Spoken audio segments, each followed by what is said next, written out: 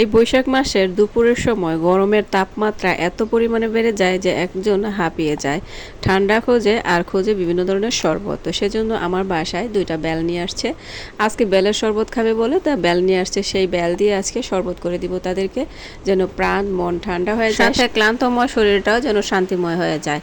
তো আজকে বেলটা আমি ভালো করে ফাটিয়ে কিন্তু বেলের ভেতর থেকে যে বিচিগুলো আছে সেগুলোও বের করে নিচ্ছি।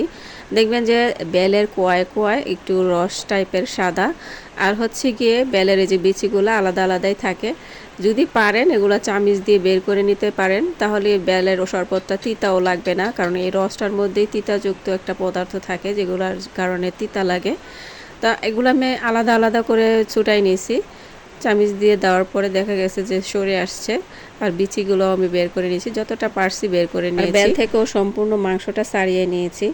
ছাড়িয়ে নিয়ে আমি চেষ্টা করতেছি যেন একটুকু সাদা অংশ আর বিচি না থাকে, সেজন্য ঘুরিয়ে ঘুরিয়ে যেই পাটে আছে ওই বাটগুলো আমি বের করে চামিচ দিয়ে গুঁতা দিচ্ছিলাম, আর হচ্ছে গিয়ে বের হয়ে আসতেছিল।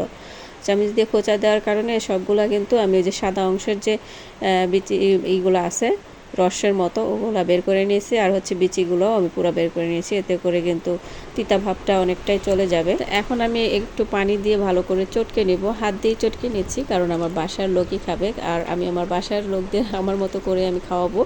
আপনারা চাইলে এখানে বিটার ইউজ করতে পারেন, হ্যান্ড বিটার আছে। তারপরে হচ্ছে গিয়ে তা হাত দিয়ে করলে বেটার হয়, তাই আমি হাত দিয়েই করলাম। তারপরে বিচিগুলা আর সহ এগুলো আমি আবার সেঁকে নিচ্ছি, কারণ এগুলো শরবতে দিলে একদম ভালো লাগবে না। চিপে চিপে যত দূর পেরেছি ওগুলো ফেলে দিয়েছি, সাথে একটু একটু করে পানিও দিয়েছি, যাতে মানে বেলের যে অংশটা সেটা সম্পূর্ণটা গলে নিচে পড়ে যায় আর সাবাটা যেন আলাদা হয়ে যায়। তো যাই হোক, আমি সাবাটা আলাদা করে নিয়েছি। এখন রসটা সম্পূর্ণ বের করে নিয়েছি, সাথে পানি দিয়েছি কিন্তু একটু, আর রসটা যত দূর পেরেছি আমি গাঢ় রেখেছি, বেশি পানি মেশাইনি, কারণ সাথে একটু দুধ দিব। এখন দিয়ে দিচ্ছি একটু চিনি, 2 চামচ পরিমাণ চিনি দিয়ে দিলাম, সামান্য পরিমাণ বিট লবণ দিয়ে দিলাম, তারপরে বেলের রসটা দিয়ে দিলাম। বেলের রসটা কিন্তু আমার পরিমাণ যথেষ্ট পরিমাণ ঘন ছিল। এখন দুধ দিয়ে দিলাম, দিয়ে ভালো করে নেড়ে চেড়ে নিচ্ছি। আর এই শরবতটা খেতে যতটা না হেলদি হবে তার চেয়ে বেশি টেস্টি।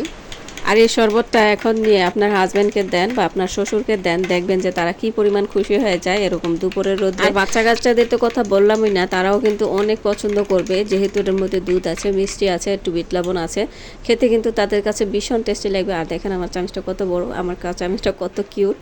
তো নেড়ে চেড়ে এখন সবাইকে দিব দুপুরের বেলা শরবত। আর এটা নিয়ে নিয়েছি আমার হচ্ছে গিয়ে শ্বশুরের জন্য, তাকে দিয়ে দেব। আর হচ্ছে গিয়ে ওইটা দিয়েছিলাম আমার হাজব্যান্ডকে। তো এখন তার জন্য এই শরবতটা রেডি করে পাঠিয়ে দিব তার কাছে। তো আজকের ভিডিও কেমন লাগলো অবশ্যই কমেন্টে জানাতে বলবেন না, একটা ছোট্ট করে লাইক দিতে বলবেন না। আসসালামু আলাইকুম, আল্লাহ হাফেজ।